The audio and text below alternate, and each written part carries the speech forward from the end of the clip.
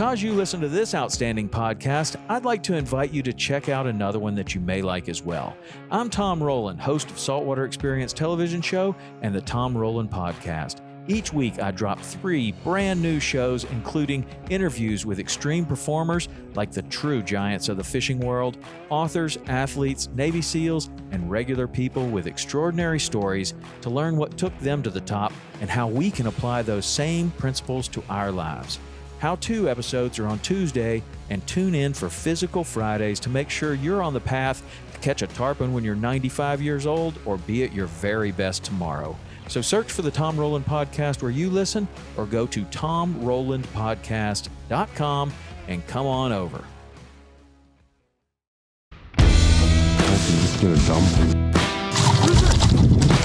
There's a dumb one.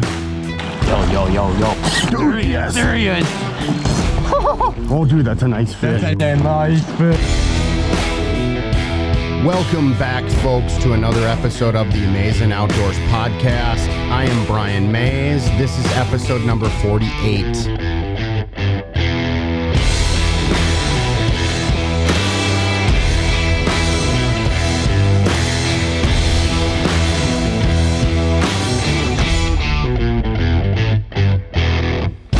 On today's show, we have Justin Morrissey of the National Shooting Sports Foundation.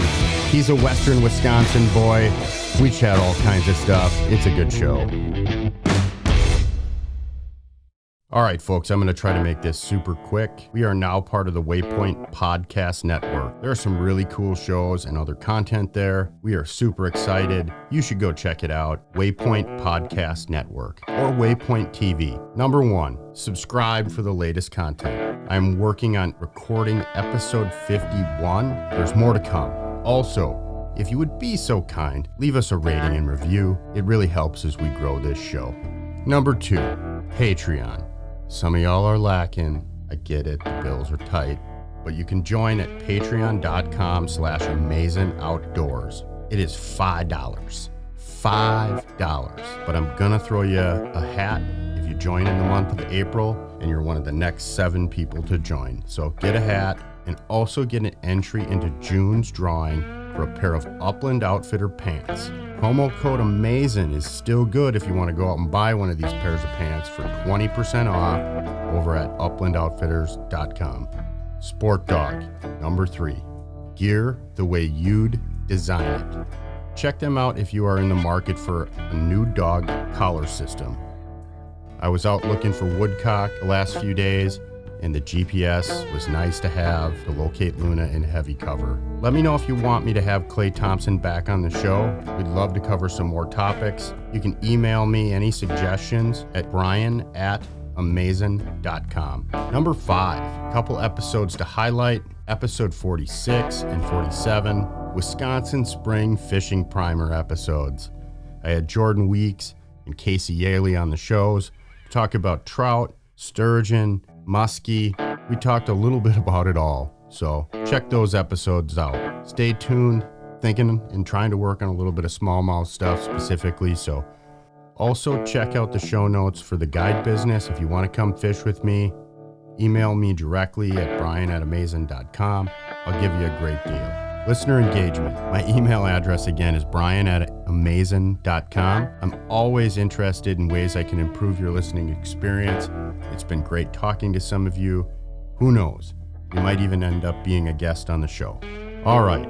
Justin is a Western Wisconsin native and hangs out not too far from my stomping grounds. This was recorded a few weeks ago as we both were itching to get out. Enjoy. I think it's timely. It really hasn't warmed up all that much up here, so here's today's show. This is episode 48.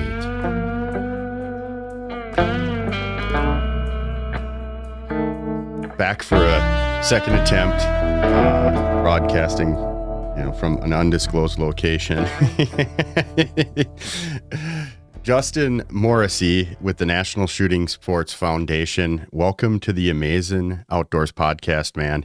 Thank you for coming on the show today. Yeah, thanks for having me. I think today, for the best interests of after our conversations and knowing we have both some close connections and a lot of common interests, Uh, let's get right into, why don't you give the listeners a picture of your background and what you do with the National Shooting Sports Foundation? Sure. So I manage social media for the National Shooting Sports Foundation, which is NSSF is the acronym. And we, a lot of people recognize us as the owners of the Shooting Hunting Outdoor Trade Show, the SHOT Show, which happens every year in Las Vegas. So you guys produce that show? We do produce that show. Cool. I may have so- some questions for you afterwards. And I guess if anybody's listening to the podcast and they had some questions about the SHOT Show, just generally, could they reach out to you? Yeah, absolutely. Okay, cool.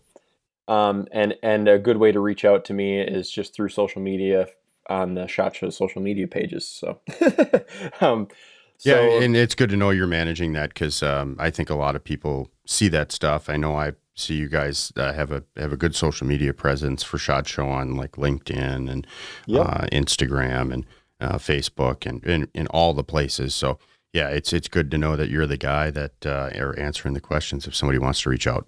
Yeah, absolutely. And I mean, you pretty much anything you see on our social media pages, or if you have any questions about what NSSF does, you can go on our social media and kind of poke around and you'll see all the programs, initiatives, and whatnot that we do. But at our core, we are the Firearm and Ammunition Trade Association.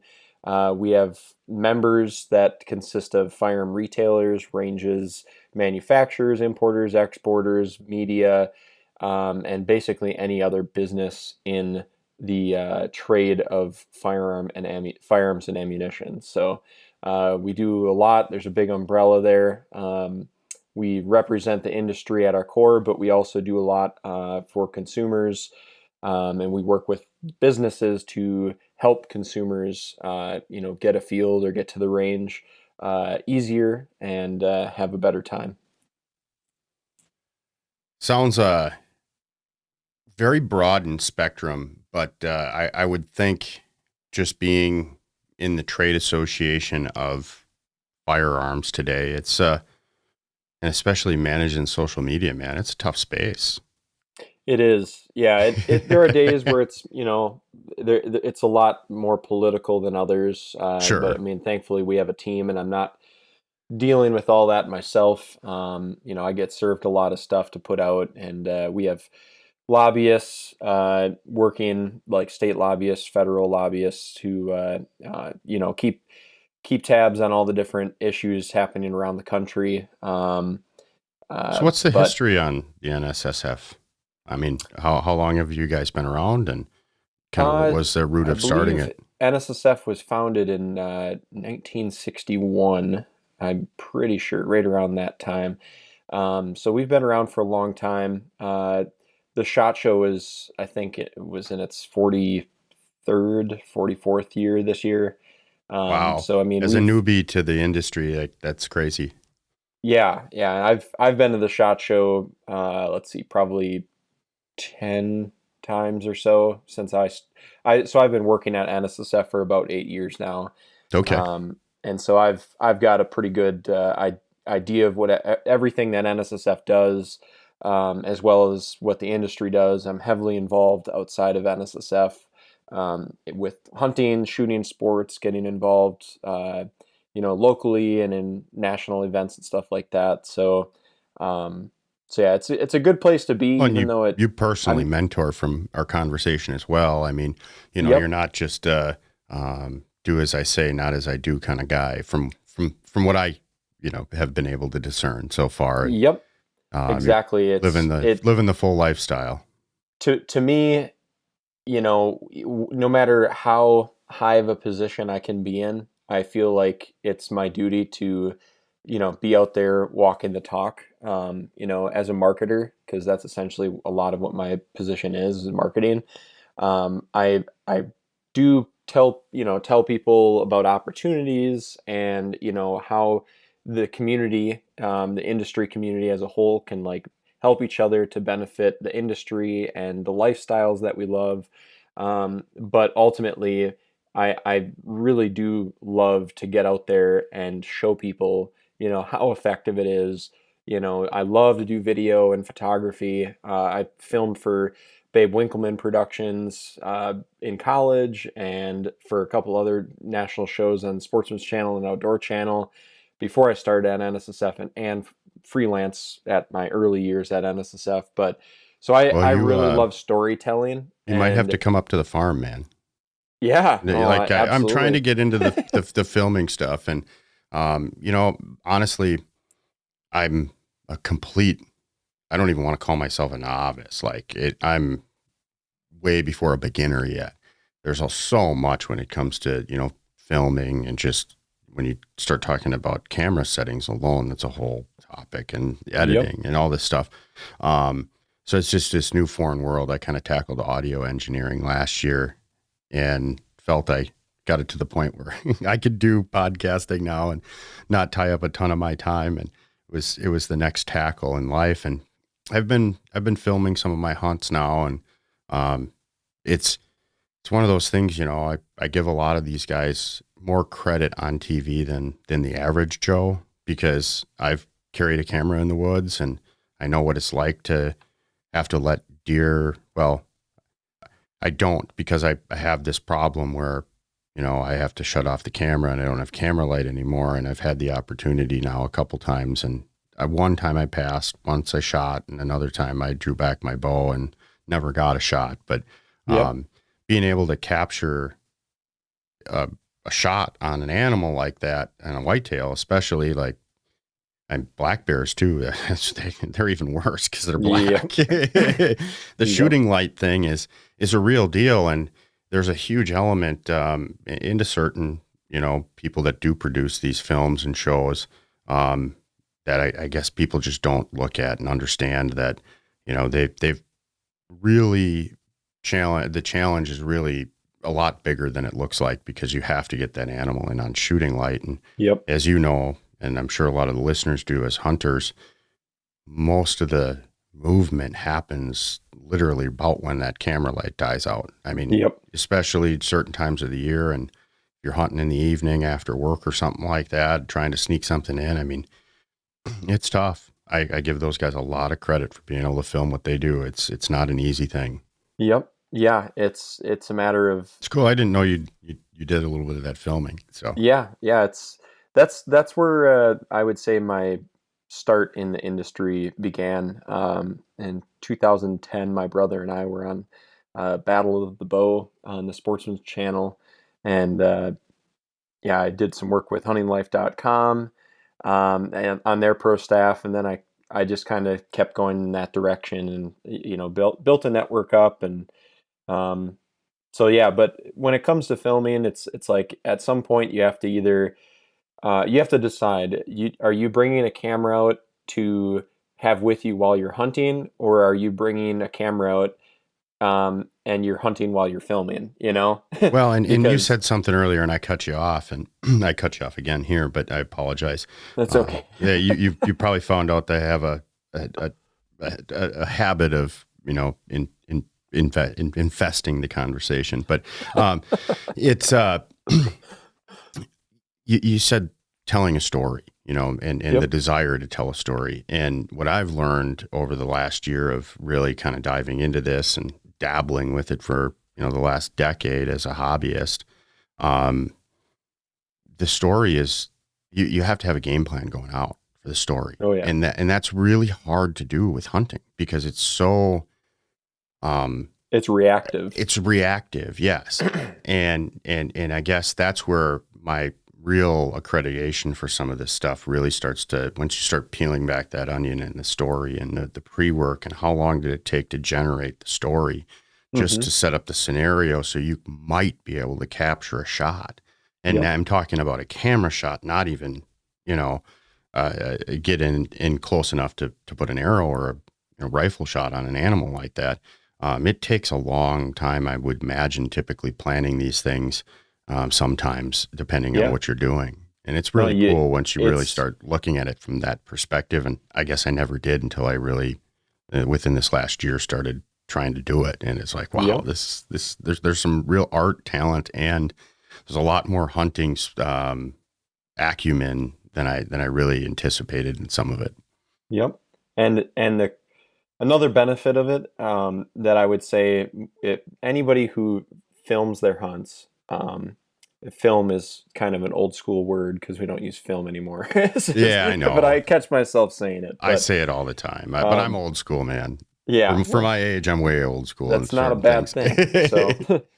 So, but the good thing about it is when you go out and you record your experiences in the woods, or you have an encounter with a deer, or you miss, or anything like that, if you capture that, you can rewatch that over and over and over again, or even just it helps you reflect on your hunting skills, and it actually makes you a better hunter because you are looking at the fine details of the hunt, and after you, especially when you're talking on camera, and maybe you're narrating the hunt a little bit, and a lot of people don't like getting filmed because they don't like watching themselves talk. Well, if you do that, you can like critique yourself, and it's in the same way like when you're hunting, you're critiquing yourself. You're like, wow, I didn't realize I was that noisy, or I didn't realize that the reversible hood on my camo hoodie, which is blaze orange, is sticking out, and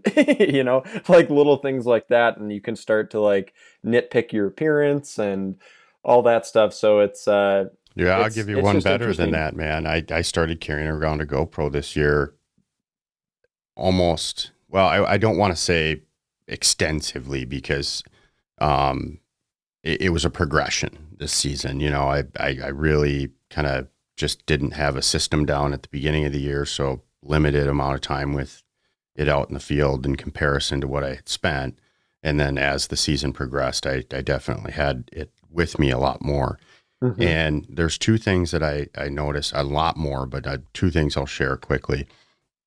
Number one, when I had multiple birds or like a covey rise of Bob White, and usually I have a habit sometimes of flock shooting. It's one I'm trying to break because it's just not good for the animals, and that's what really came around my realization on it. But to go further is I saw some footage of one of my trips, and I knocked this bird down, and then in the background, I didn't even see the bird. It was probably 20 feet above the other bird and well behind it, but it had flown into my shot pattern and it was off screen.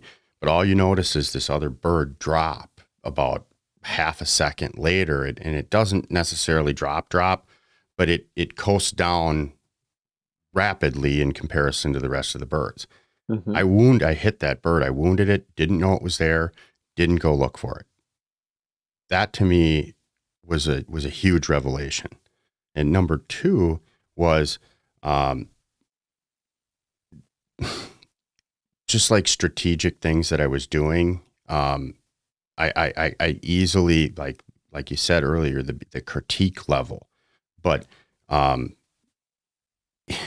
my shots and just how I'm doing things, and I could go on about the subtopic level of about 30 items that I found, but what was just revelation to me was how much work the dogs did and how I could be a better dog handler after reviewing those and making sure I rise that good, bust the covey, shoot a bird off the edge like I'm trying to do ethically, knock another bird down, and I don't notice it. Like I need to take a different swing to this.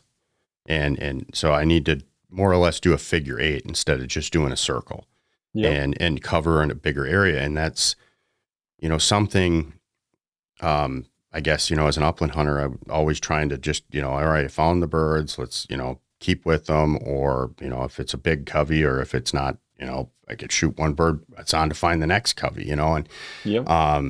so often I think all of us just are ready for the next thing, and especially upland hunting the way it is and kind of grinding it out, having to walk so much, you're just ready to kick the tires and go to the next spot. And it really made me, from the first trip to the second trip, extended trips I did this year, I found a significant difference in the way I hunted and how many birds I had contact with because of the way I changed how I was doing things once I busted some birds and I shot, and I just went back through and made sure that I didn't wound one, or maybe one didn't even get up. Like, I can't tell you how many times when I went back through the same area that I had birds that didn't bust out of that covey.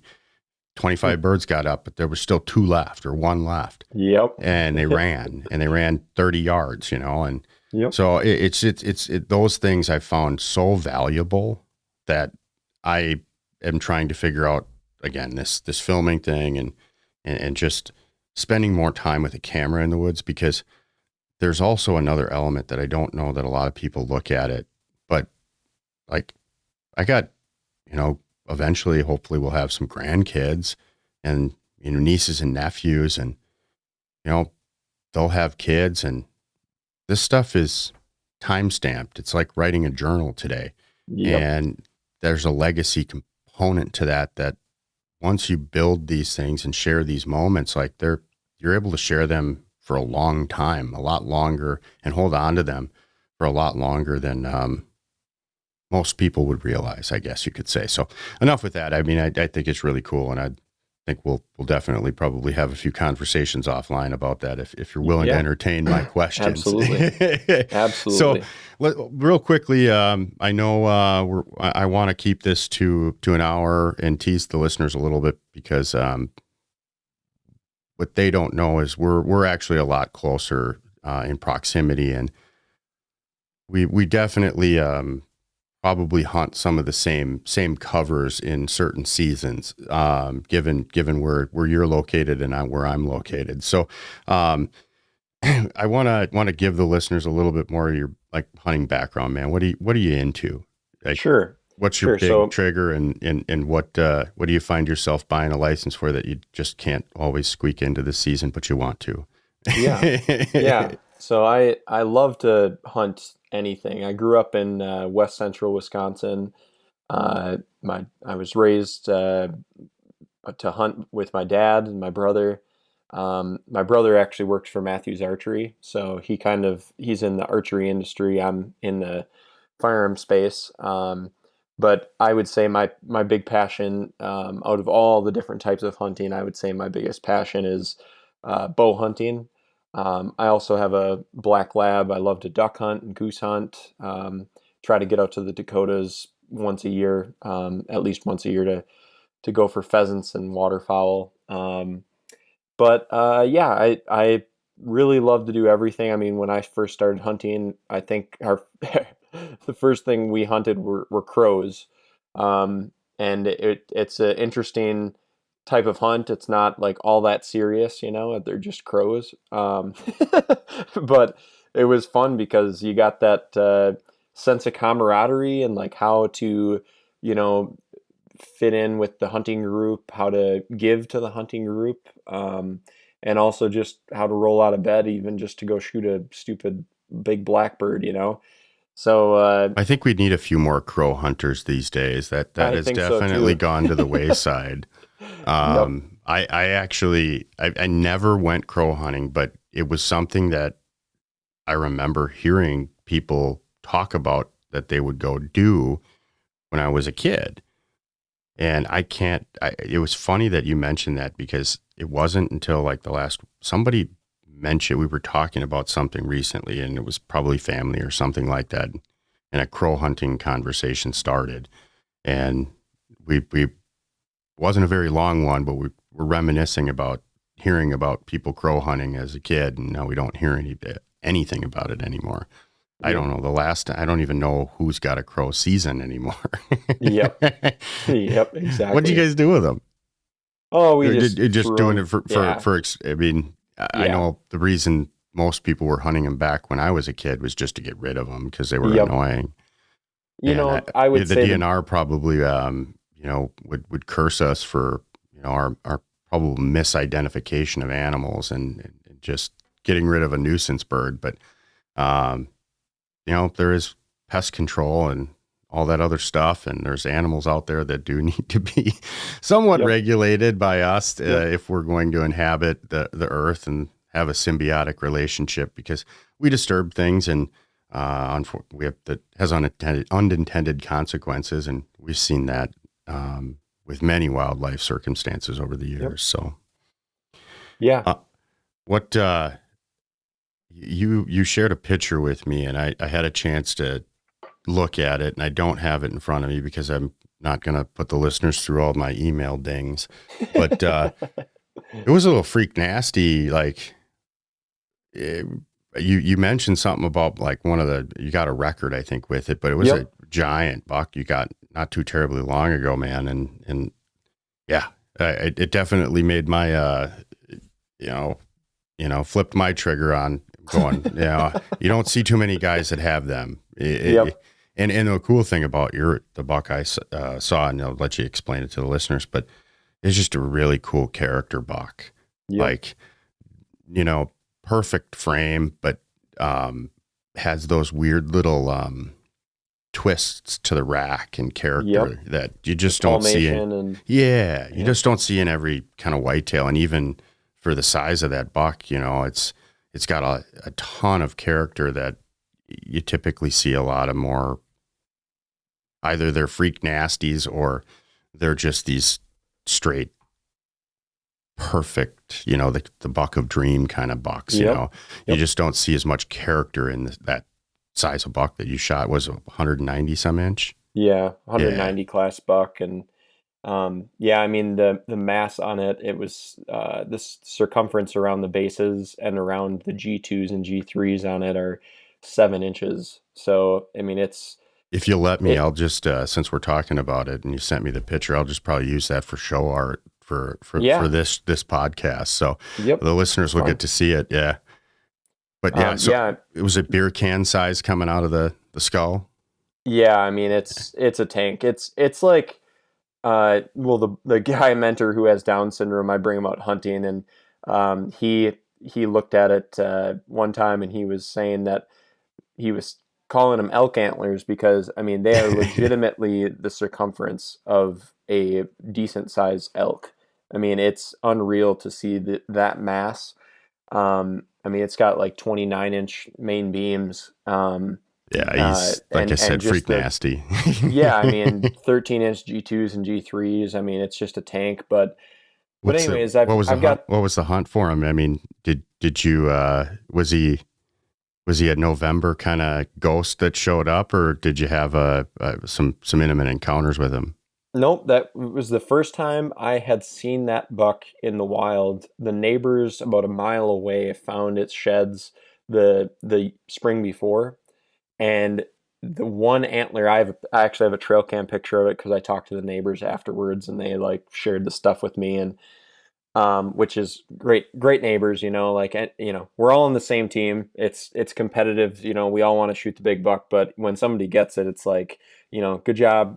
What good does it do for me to hold on to this picture? Might as well just give it to the other person, right? So I got all these pictures and whatnot from it, and the antler, it's right side antler. The previous year probably scored over 100 inches just by itself. Did he have that goofy knob on? Is that his right? That would be his right side. It had 3 main beams growing from the base the year before. Wow. And just a very non-typical deer the year before, and then it just like kicked out of that, and just grew more typical the next year. And its left antler the previous year. Its left antler also broke halfway up, or at least once it broke. And when we went shed hunting the spring after I shot the deer in 2010, so this was the spring of 2011, my buddy actually found the busted off half of its left antler from the year before. And it lines up just like a puzzle piece. You look at it and you're like, oh yeah, that's the same deer.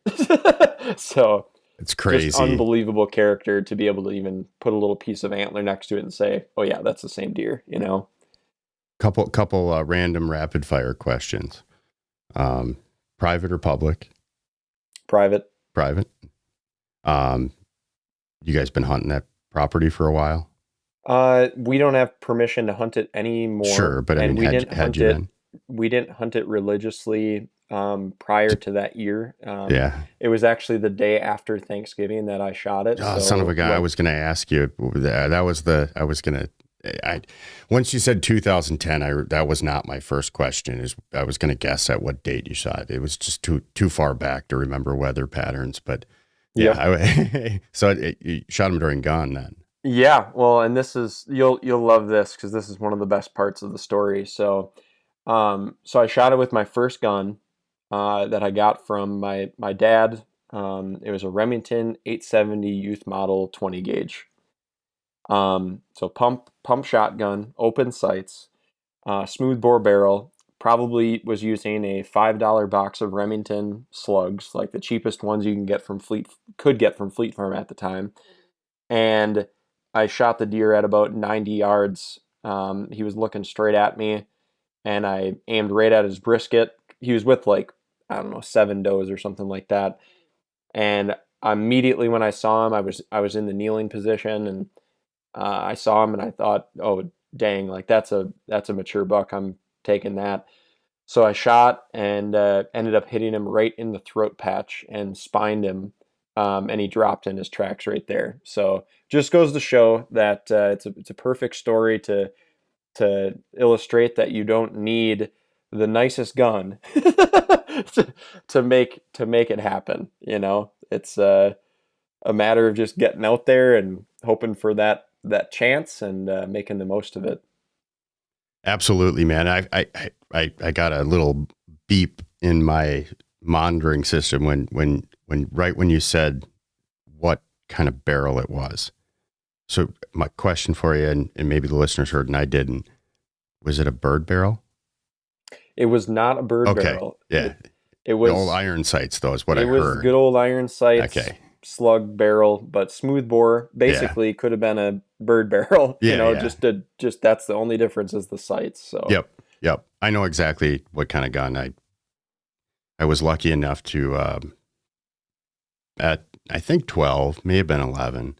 The old man bought us 870 pumps, and that was what we got. We hunted with those. I still pull that out to turkey hunt every now and again. Yep. It's a good, reliable gun. Well, yeah, I don't recommend shooting 3.5-inch loads out of a 3-inch gun, though.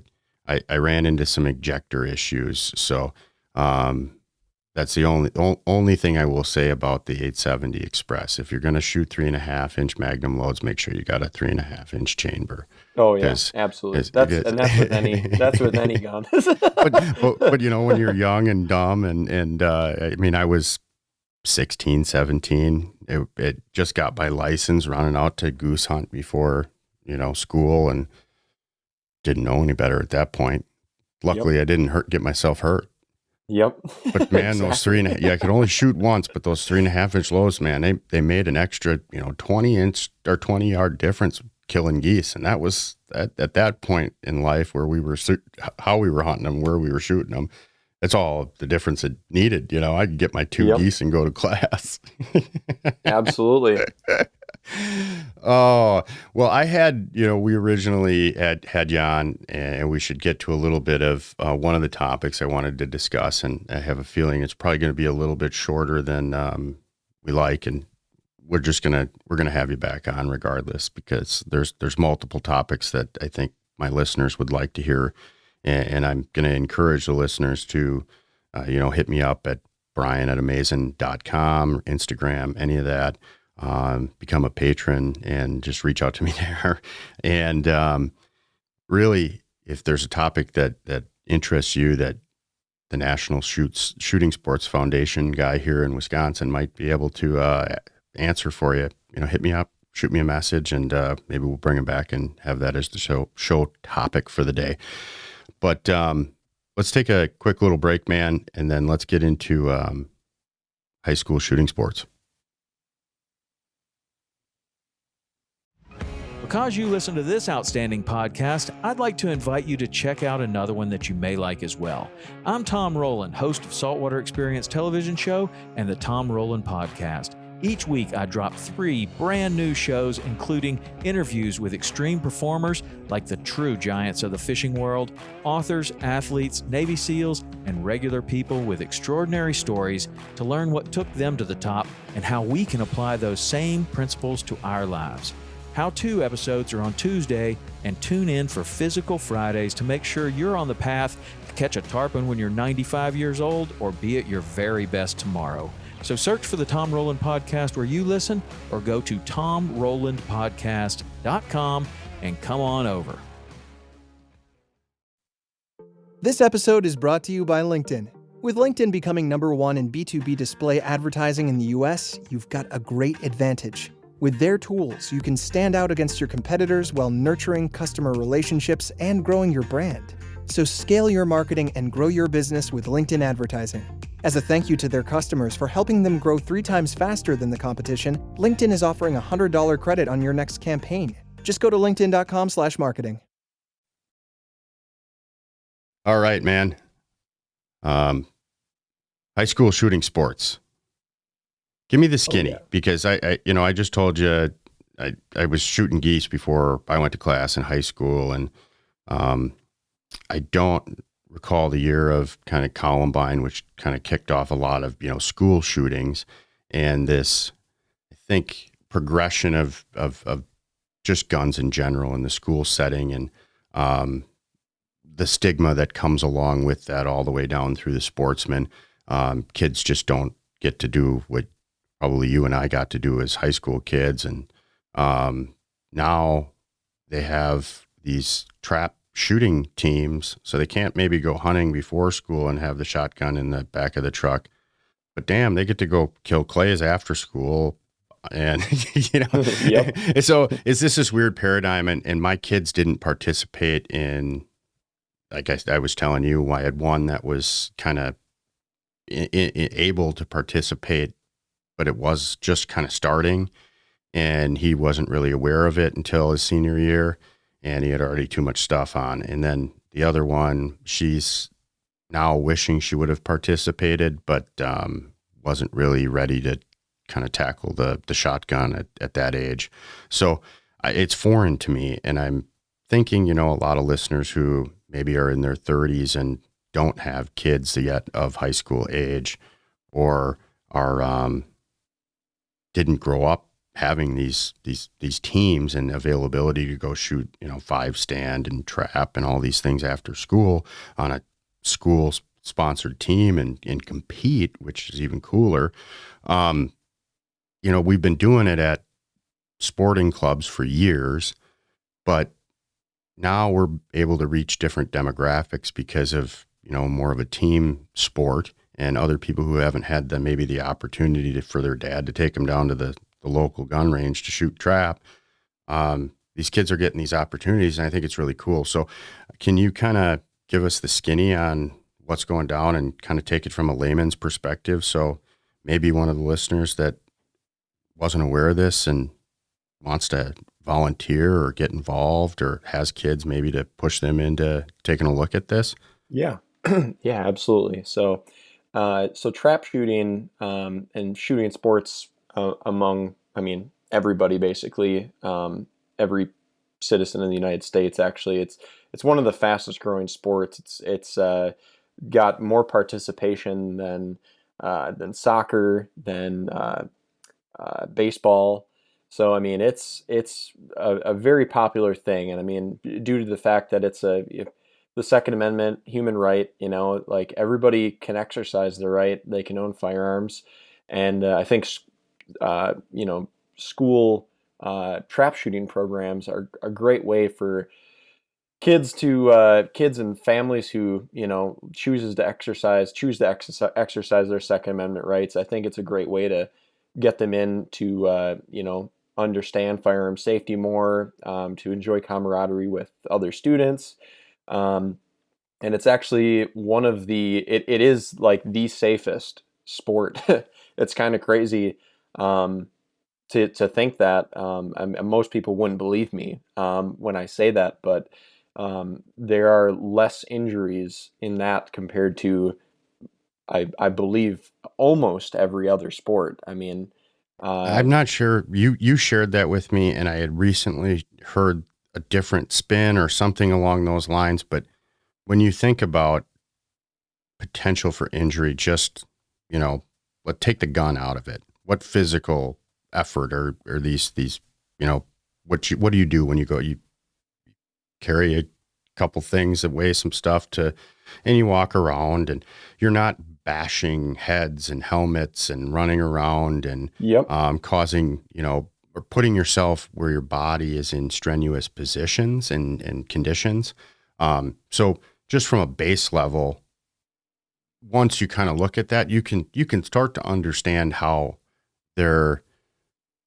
it's much safer for kids than football when you look at long-term repercussions and concussions. And I mean, I blew my knee out in high school football. That's been a lifelong injury that I've had to deal with. Luckily, I've had some great doctors along the way and don't have, a ton of negative, but it's still something that I've had to deal with. And if I didn't play football, I wouldn't have had to deal with that, hopefully, maybe along the way, some other way. But it's one of those things that also teaches a higher level of responsibility, I think, than some of the other sports, because it starts at the foundation level of gun safety. And once somebody who's young is bestowed the responsibility of possessing that firearm, even albeit just to shoot clay targets, it's a big responsibility. And I think it gives the individual a much bigger sense of their own responsibility than a team sport really gives.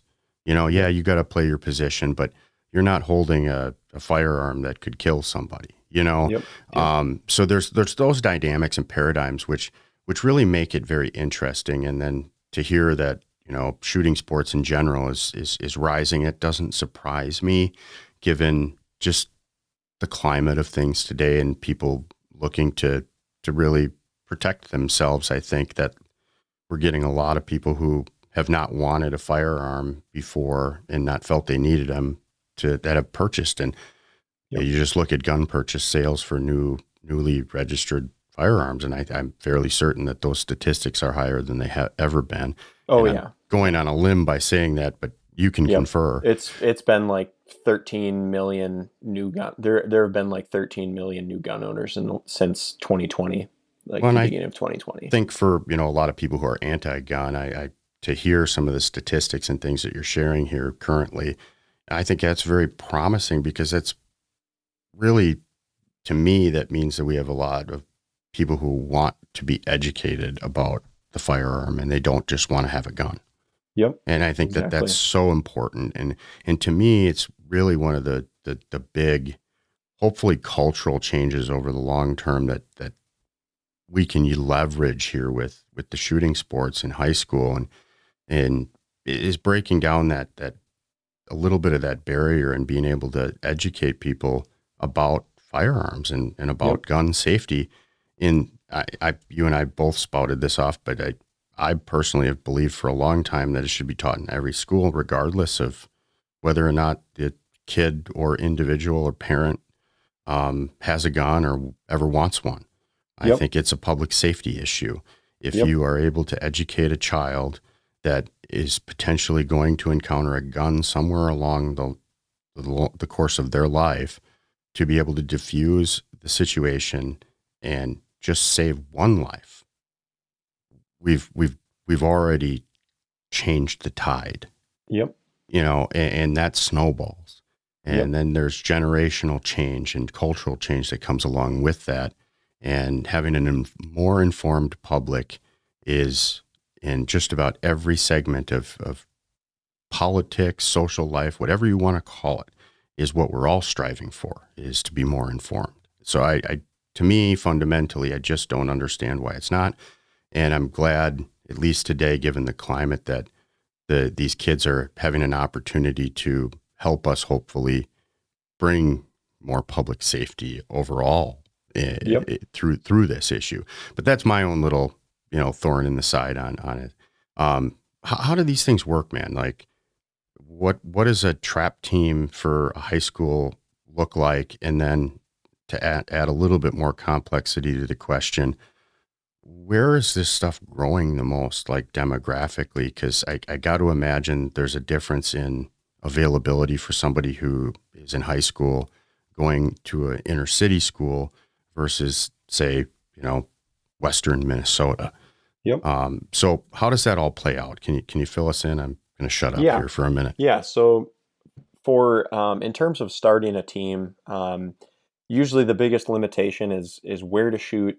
Like if there's a range nearby, how far is the nearest range that you can like trap shoot at? Like if there's an indoor range in your town, there are indoor trap ranges, but they're probably they're not common. So it's good to be larger metro area. Obviously, resources are condensed. Right. I found that out from moving from Northeast Wisconsin, where I could just roll down to Twin Cities Rod and Gun Club, play my $9 a year, and shoot all I wanted. Came out here, holy cow, man! I got to sight my rifle in. I was like, make sure I do it when I'm in Western Wisconsin, because they're just the availability and I saw that as an outdoorsman. So that has to be an issue within. I know there's trap areas and gun clubs around the cities, and I know that the high schools go there, but I can't imagine that there's enough facilities for possibly some of the demand in certain areas. Yep. Yeah, and a great example is in Baldwin, Wisconsin, where I grew up. They have a trap team now. They didn't have one when I was in high school, but they go up to Amory, and they go up to Amory Rod and Gun Club, and that's where the Baldwin team shoots, and they share that range with the Amory school, who also has a trap team now. So, the people, the parents, the families who are involved in it just have to understand that it's a sport that you probably have to travel to go to events, and even just travel to go to practice. So it's no different than hockey or soccer or any of these other competitive sports. If you go from playing the intramurals into the competitive kind of high school sport league and anything today, it's way crazier than when you and I were in high school. Yep. So Exactly. I don't the traveling element. Baldwin to Amory with 20 miles. That's no big deal. In a high school setting, so these kids shoot all season. Is there a hierarchy to it? Is there a nationals that they, everybody strives for, or is it mostly done on kind of a state level?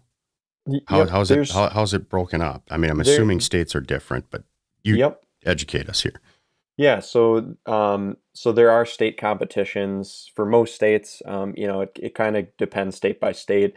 Minnesota is one of the fastest growing, demographics, I would say, people within Minnesota, as well as just the Midwest in general.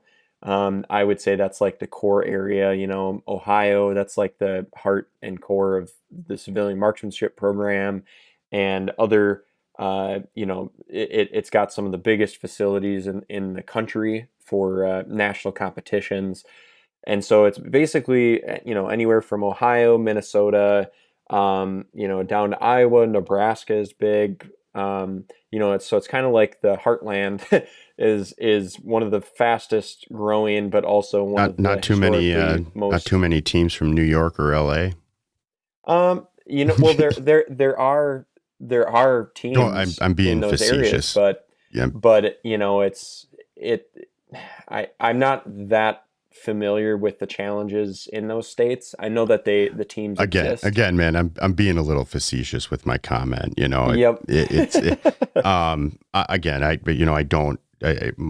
My suspicion is if you looked at Minneapolis, St. Paul area here, there's probably a large number of these teams in the suburbs, and maybe one, two, very few in, say, that are a Minneapolis high school or a St. Paul high school. They're probably the suburbs. So that it brings an interesting paradigm, and this is something that I was trying to maybe get a little bit of an answer to. If somebody was, say, at a St. Paul or a Minneapolis high school, or for that matter, Milwaukee or Madison high school, and they did have to look at traveling to the suburbs. Do these teams, are they typically a high school team? Or I've heard, and I had Brittany French on, she's in Kansas. She's part of the Outdoor Mentor program. Mentors. Yeah, great gal. And I believe she's the one who shared some of these statistics, and I'm ringing a bell right now in my head. Too much stuff, man. It's file in, file out kind of deal, you know? She mentioned some of this stuff, and we just didn't have a chance to really break that down. And I'm curious, what have you seen for opportunity, I guess, and how does this from a club / high school level work for somebody who may want to join in their high school in the inner city is relatively anti-gun, and they have to look elsewhere? What are their options? Yeah, so there are like high school clubs, but usually high school clubs are affiliated with like a scholastic shooting sports program of some kind, or maybe like 4-H shooting sports. So, I mean, those are two examples of organizations who support those shooting teams, but there's also like the Midway USA Foundation. They support those teams. There are opportunities with Boy Scouts. And then there are other programs like the Rimfire Challenge Association, USPSA, IDPA, Civilian Marksmanship Program. So there are a lot of these different organizations that exist on their own, and they have their own structure of competitions. So if you don't have, if you're limited because your school doesn't have a program, then you can look elsewhere to like do something more on your own. It's really nice when you don't have to do all the extra legwork like that to like but could find you maybe other opportunities, but they exist. If the listener was really engaged at this moment and was like, oh shit, yeah, that's cool. But I can't get it. Where does he go? Like, can you give him one place that, I mean, maybe type in the Google and that he would be able to find a resource to look at what you just all listed? Yeah, I mean the NRA has a shooting sports resource. That's great. And if you just are interested in a specific type of shooting discipline, like I'm gonna go like this is probably one of the least or less known shooting sports, but there's cowboy action shooting. I know I've just heard a little. My old boss's kid was kind of into a little bit of that. Kind of stumbled into it about 3 or 4 years ago, and it's very tempting to get into some of that. There's some really cool weapons that if you get in my truck and you look on my mirror, I've got a little patch up on my rearview mirror that says "I'm your Huckleberry." So nice. you might know I got a little Western in me. As much as I've been a Flatlander up north, I want to have them cowboy boots and a cowboy hat one day. You know, there you go, cowboy action shooting. So I go to Kansas, man, in December and January, and I love it so much because it gets my little Western out. Well, that's something for you to Google is cowboy action shooting, and there's resources there. That all about that. There's another program because I'm involved in shooting sports. I go to Colfax Sportsman's Club in Colfax, Wisconsin, and they offer rimfire challenge competitions, which are 22 competitions. And I've seen some of those. Are those the time trials? Yep. Kind of. Oh man, I've seen some of the younger kids that are shooting that stuff. Yep. And like just passing. I refuse to, give the local news network the viewership, and if I don't have something on upstairs for the dogs, they typically don't leave me quiet down here. So I usually leave like the Outdoor Channel or the Sportsman's Channel on. Nice. And I see every time that they have one of those shooting competitions and those kids are firing off them 22s at like 2 seconds to clear five targets. Yep. It always, I get captivated and sucked into watching at least a little bit of it. So I'm familiar with stuff, but like are there groups out there that high school kids can easily get involved in and potentially find a mentor? Like, Yeah. Maybe we can segue into a little bit of that. And then I know both you and I have kind of a little bit of a hard stop here, and we're both itching to talk about a little bit of turkey hunting too. So can we kind of close things out with, again, absolutely. This kid who wants to join something. He doesn't have the opportunities directly at himself. And we're talking about this competition rimfire stuff. Like how would one, like you mentioned the Colfax Club, that's, I guess Eau Claire kids, if you're listening, that's an option for you. But just on a general scale, I know the outdoor mentor programs out there's a lot of stuff, but like, do these Cowboy Association and the Rimfire Association, do they typically have on their websites mentor programs, and what's your take on all of this? Because I know it's the resources are seem to be a little bit limited on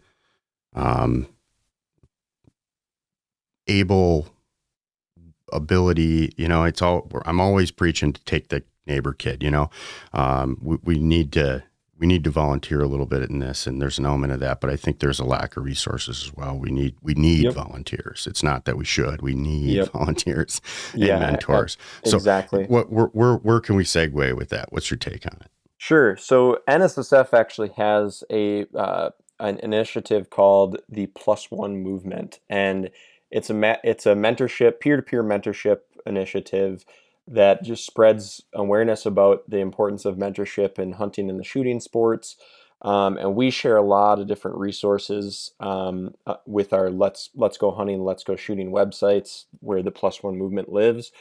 So that's a great place to get involved and to discover resources for all the various types of shooting sports and hunting.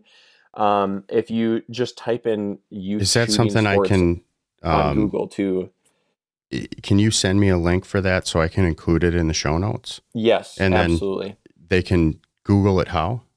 What would they type in? Well, I would type in youth shooting sports, because there are many different types of youth shooting sports programs, and that's specifically for youth target shooters. So if you're 18, if you're under 18, or if you're still in high school, then definitely type that in, and look up all the different resources. The NRA has a great website, because these kids are going to have a mentor that actually owns that firearm. They can't own it. So right. It's a big commitment, and it's something that we just need more help with in general.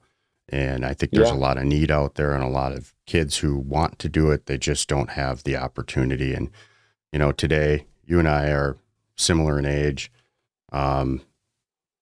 Broken homes and divorced parents were starting to be relatively common when we grew up, and they're a hell of a lot more common today. And it just puts stress on families and kids. And I don't know, I know a fair amount of guys that are not married yet that have a fair amount of time on their hands that might be able to take on a little project. So I encourage people to, if you're not a kid, to Google this stuff and see if there's a way that you might be able to help out.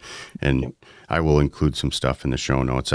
Mentorship and what, you all have to offer. Yep.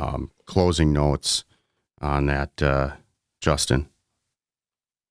Yeah. You got to say. I won't cut you off. You tell me when you want to talk turkey hunting, man. I'm going to hit the mute button. All right. I got dogs barking in the background too. So oh, that's funny. Yeah, I would say just get involved in the Plus One movement. I'm very heavily involved in that. With Nssf, we get retailers and ranges across the country and other organizations involved. We do giveaways for hunts and for firearms, and just try to engage as much as possible with what we have.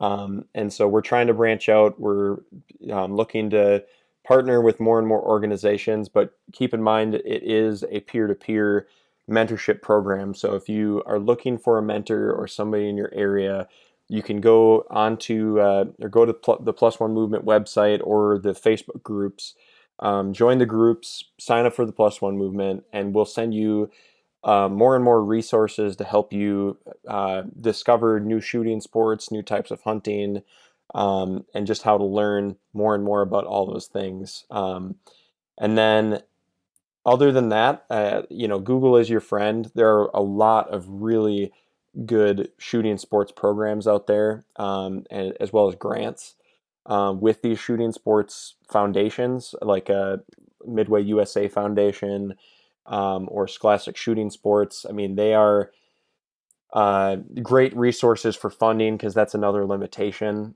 besides access. So, without a doubt, if you have any questions about any of this stuff, you can feel free to reach out to me by going to the Nssf social media pages or the Plus One Facebook group, and feel free to put questions on there. Myself or others will answer.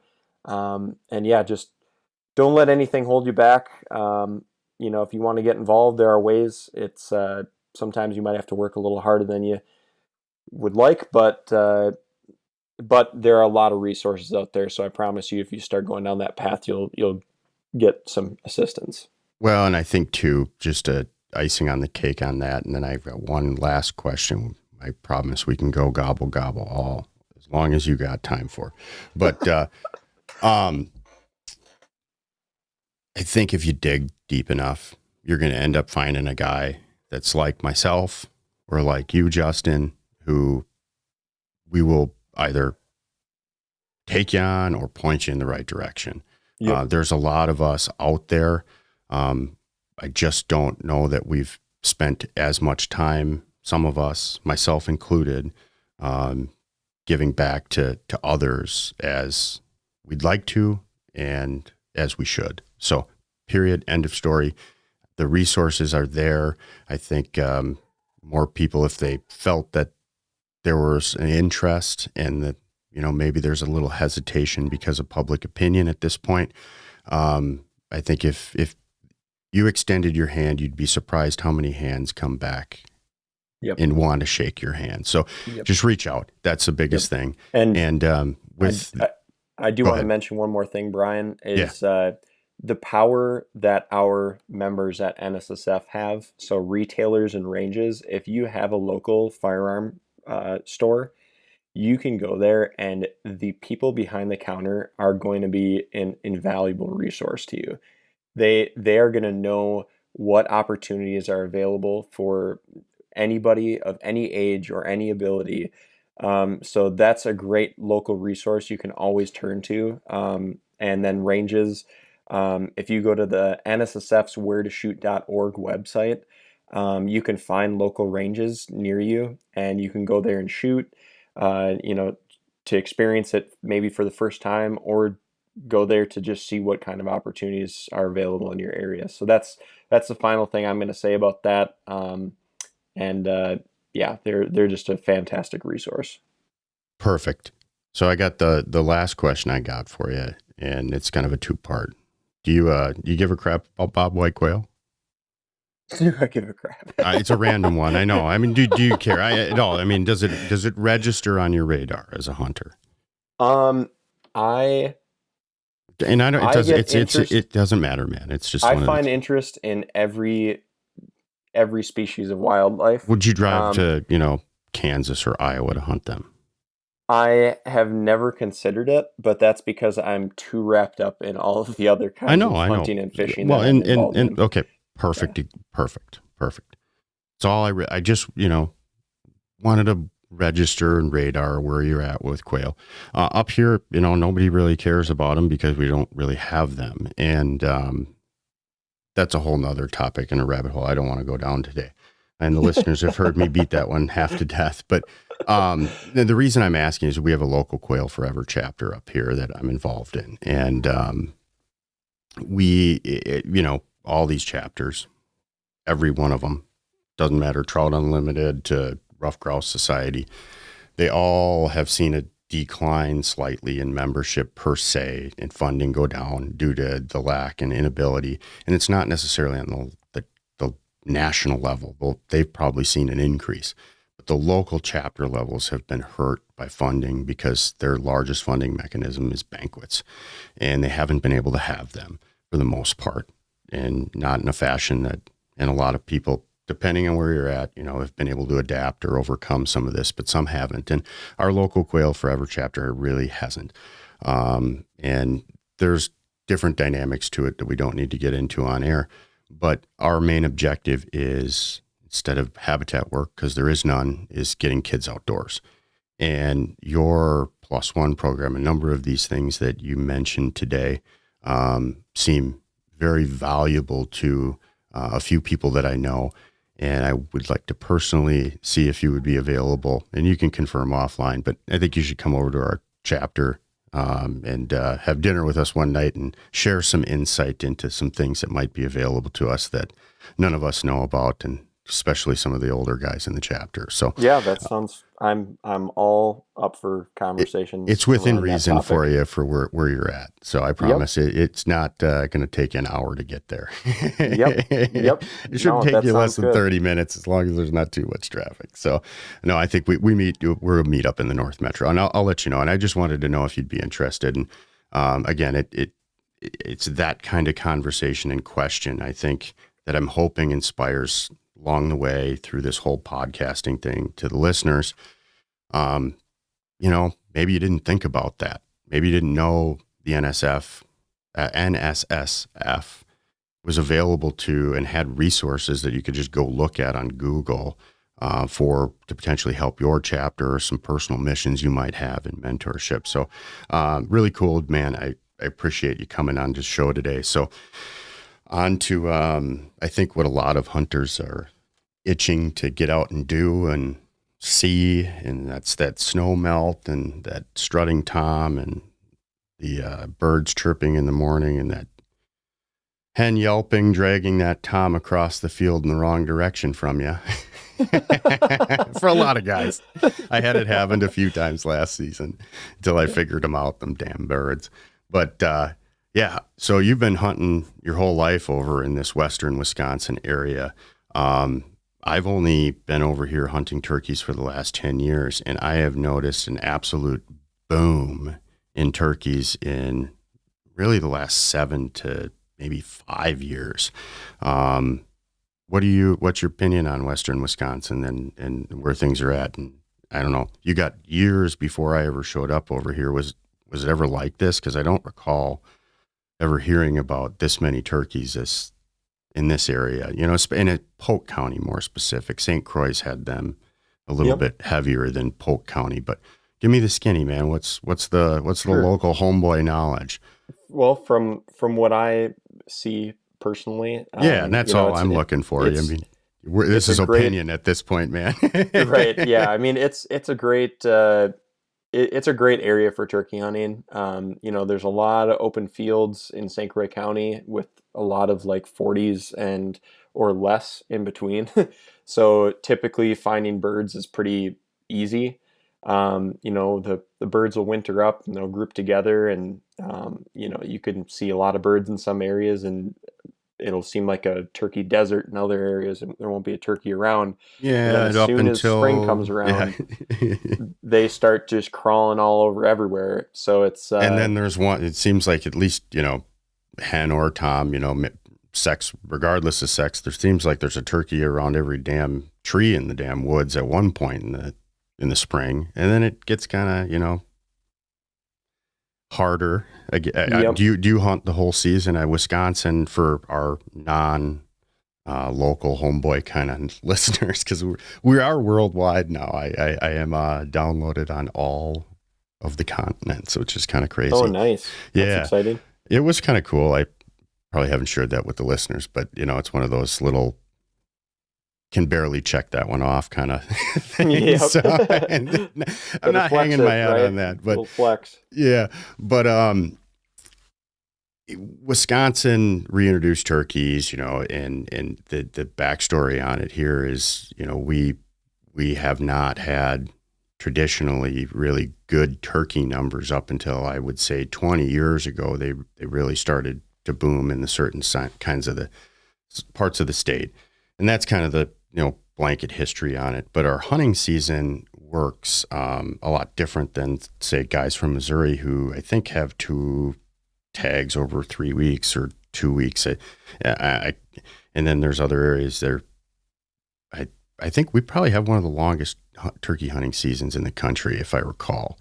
Might be a couple Western states that have a little bit of longer spring season, but a lot of opportunities for people who maybe didn't apply for a turkey tag. So a guy like me, I get an early season tag and pay attention to what's going on when they release the tags, and maybe scoop a mid-season one, and then I usually can go and decide whether or not I want to buy one the day before for the last 2 weeks of the season, and that's a 6-week period.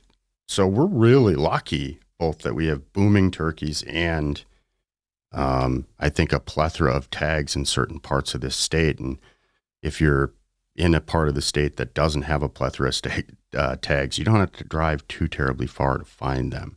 So we're kind of at this really kick-ass precipice with turkey hunting up here that I know just from national issues, the guys from Missouri and parts of the central, even Kansas, parts of Kansas and other Nebraska areas, they're seeing a decline. So we're super lucky. I'm pumped. And I'm pumped I can actually guide this year. I don't have any clients yet, but it's just a different paradox and a different lens to look at life. And I'm excited to take on the challenge this year. So nice. Are you a multi-tag hunter here in Wisconsin? So at this point, I have the first turkey season, and then I'm planning on mentoring a buddy from Connecticut. He's actually a coworker of mine at Nssf, our graphic designer. He's never turkey hunted, so he's flying out in May to turkey hunt, and then I'll probably try to get the guy with Down syndrome who I mentor. His name is Joey. I'll probably get him out. He's always a hoot to try to get out. He's shot at a turkey and he missed one. But he loves it. And so I definitely plan on getting out with him. And then just getting out with my dad. So it's like, I don't have the tags, but I hunt vicariously through others. And any serious turkey hunter in Wisconsin, you can only, like I said, the ideal scenario is a guy can probably get 3 tags, and usually if you're in that zone, like we are, the 2 tags that you can get are maybe the last 2 weeks. So it's not really ideal. And the best way to do it is to just line up the folks. You get your week and you take other people out, because for me, I don't have to at all be behind that gun to have a ball in the turkey woods. Yep. For me, it's all about, who doesn't love picking ticks off them in the spring, man? Outside of that part, the spring is just, you can't go into the spring woods and not feel good. It's just impossible. Everything's blooming. You've got to come off winter. Everything in life is joyful, as far as I'm concerned. I agree 100%. It's life-giving in a literal sense, because life is literally growing everywhere, and the birds are chirping. There's more life migrating back north. Birds, right? Yep. So, and then you get, for me, if I get the chance to hear that gobbler off in the day, if I just hear one, I can check off the list that I've had a good day.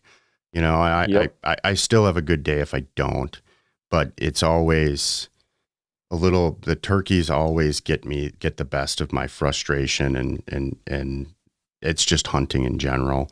Yep. And it's probably the reason I'm a guide, because I love to dissect this stuff and try to go, well, what did I do wrong? And a lot of times, I need to humble myself and remind myself, dude, you got help, man. Like 90% of the people that just kill to just get out. Stop it, Yeah.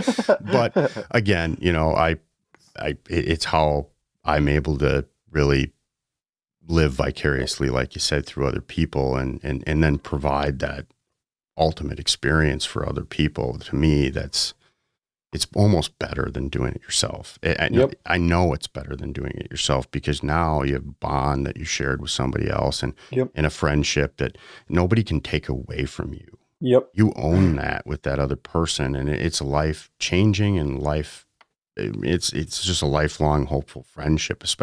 I've never met anybody and never killed a turkey or been turkey hunting with somebody that I haven't at least stayed in touch with throughout my whole entire life.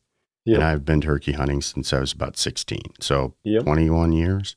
So, it's about the only kind of hunting I truly believe is, I think it's truly the best introduction hunting, maybe like waterfowl or early season stuff, but you don't have like elk hunting for guys when they have that first encounter. It's a little too intense.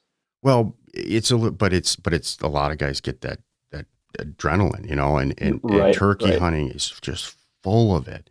And my heart jumps out of my chest every time I hear a gobble, and it does it the same way it did the first time I heard it. And I can't explain it. And like, you know, you explain the life-giving that happens in the springtime. It's a great way to introduce kids and newcomers into the sport, because if you're doing the calling and all somebody has to do is sit there and be quiet and shoot at a turkey, you as a guide or a mentor control almost everything that person perceives as the outdoors and what you do. And you don't have that opportunity in a lot of outdoor scenarios to be able to do that. I agree. And I think turkeys and waterfowl, and small game hunting, I mean, if you were to break down like the most social types of hunting, I would say waterfowl hunting and turkey hunting are, well, and small game in general, but I would definitely say waterfowl and turkey hunting are the top. And turkeys, you know, you're not shooting at a fast moving target like you are if you goose hunt or duck hunt. So it's a little easier for an intro level, you know, type person. And there's a team element to it. Because you have to solve an issue. There's a strategy behind it. But you know, duck hunting or waterfowl hunting, you know, you sit in a blind and there's strategy beforehand, but the communication aspect, you can pretty much readily communicate. In the turkey woods, you can't do that. So I don't know. My brother, the first time, my little brother, I just shared a picture on Instagram of him. He had his braces. I want to say it was 17-ish years ago or something like that. And he was, I think, 14 at that time, 15, somewhere around there. And he was young. So he had to be like 13. Anyways, he was like, we were turkey hunting and we were working this tom on this ridge, and we had worked probably a quarter mile after him, you know, already. And I remember him sitting up next to the tree, and we haven't even seen it. He gobbled a couple times, but it was just, you know, one of those cat and mouse games where you work closer and he just keeps moving further away. And there was no change in that. We had to completely go to the other end of the ridge, and it just wasn't happening with a 13-year-old. But he was just so happy because he remembered playing Army with the kids in the neighborhood as a kid. And it was very much alike that for him. And the sneaking around element and the hunting aspect of it, and working as a team together, him and I, it's a totally different dynamic that I don't think you can't compare it. I still don't think you can compare it to as camaraderie and as bonding as waterfowl. It's good, but there's a different element to it that I personally find a lot of joy to. I don't waterfowl hunt, so that could be why. A little biased there. Well, the one thing that I don't like is standing in cold or being cold and wet, and I know kids don't like that either. And you know, like I said earlier, if you can deal with the ticks, it sets up to, again, for you to be able to really control. And I think give a kid an opportunity to get that spark lit and have that magic moment happen that is very hard to duplicate in sitting in a duck blind or sitting in a tree stand. You know, you get to pursue the animal a lot more than you do in a lot of other avenues, maybe more like squirrel hunting or rabbit hunting or pheasant hunting.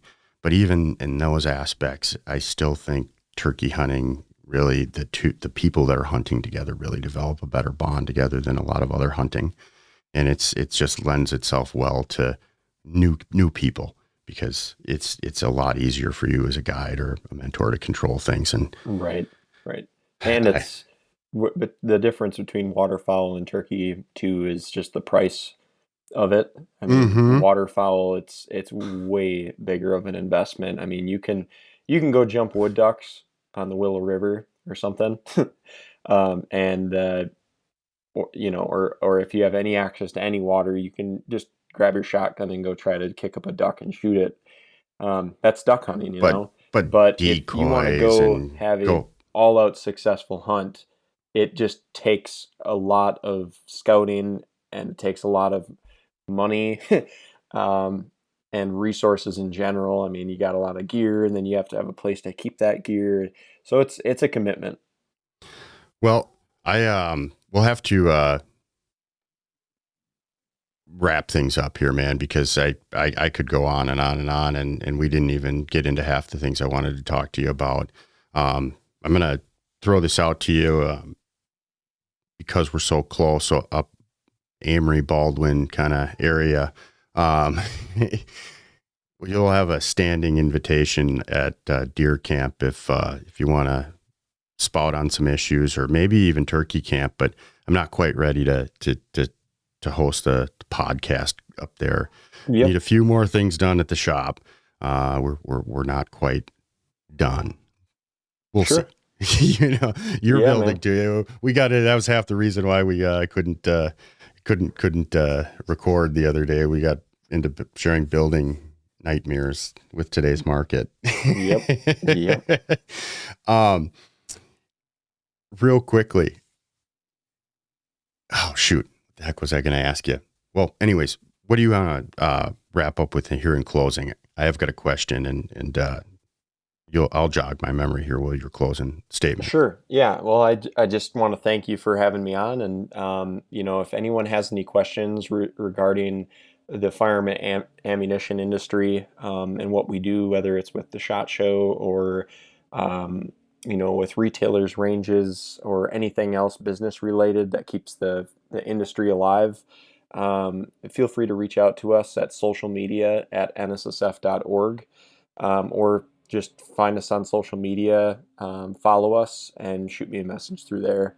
But yeah, thanks a lot for having me on and for advocating for these issues. They're really important, and I hope that everybody gets out and has a good, successful hunting season this spring and the rest of the year. Rock on, man. I appreciate you being so willing to come on, and like I said, we're very close, and there's lots of things that I think the listeners could potentially be interested in, and I encourage the listeners to reach out to me, my contact, or Justin. Hey, you want to reach out to him and say, hey, come back on the Amazing Outdoors podcast and talk about this. I don't care who you reach out to, but Justin is pretty close, and I'm not going to say he's super available all the time, but I think we could maybe make something else happen. I'd like to have you on just to bullshit about hunting, man.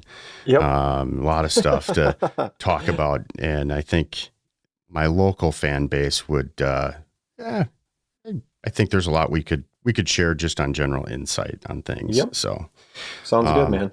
I did remember my question, and you can answer this as quickly as possible that you want. All right. Did you see a lot of deer drop antlers extremely early this season? No. Have you seen? There are still bucks holding right now. Okay. Nice mature bucks too. I mean, I've been driving around a lot. I'm a big shed hunter, and as of 2 weeks ago, I think it was about 2 weeks ago, out of I would say out of 30 bucks, 25 had antlers on still. Yeah, so we had, just real quickly, we had a couple bucks in the area that had dropped really early. And I, to be terribly honest, since January, this was late December, which was just wild, and why I asked. The neighbor guys got the pictures of them, and one of the guys got the shed of, and he wasn't a big buck, 3.5-year-old 9-point. But yeah, it was just strange. So I was kind of curious if you had experienced or seen any of unordinarily early. Not this year, but I have buddies all over this area, all the way down to southeast Minnesota, and there's a buddy of mine who finds antlers right at the end of gun season every year, like end of November. I wonder where he's first located. Week of December. It's but that's the thing though. It's like it's an oddity. It's I wonder a weird if it's thing. Just a genetic thing, with what's going on and food related, This year I did seem to think that the antlers they didn't have as nearly as good of growth potential I have multiple bucks that I've had now that they're anywhere from 4.5 to 7.5 years old that should have been way bigger this year, and they were not. And I think in our area specifically, they just didn't have the resources that they've had available the last few years. And that sounds crazy, but water's a big deal. And all of my little areas that hold water didn't hold any water this year, just not in the crucial time. Sure. When they didn't need it and they were over that, right at basically opening of the season, we got rain and it was okay. But yeah, it was kind of weird. It was a weird year. But thanks, man. I appreciate you coming on the show. And, thank you.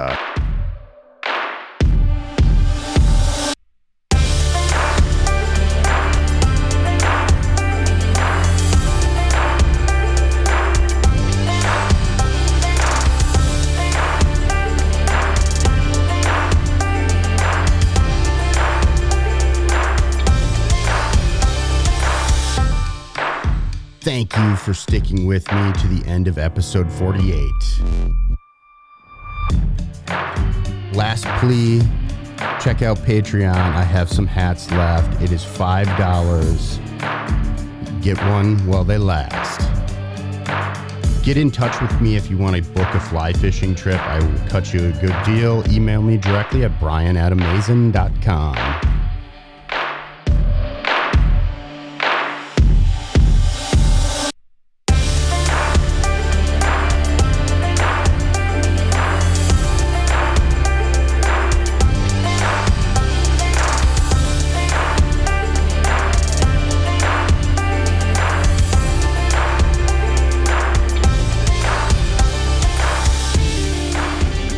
All right, folks, I'm getting a little worried I may have jinxed us with our little nice tease on spring because it was cold the other morning. The streams, I don't know, a couple stoneflies, a couple trout, things have slowed down, but more is to come as the days progress. So on your next adventure, grab somebody new, bring them along. You will not regret introducing somebody new into your passion. No BS, I truly do mean it. Tight lines, folks. Shoot straight. I am out of here.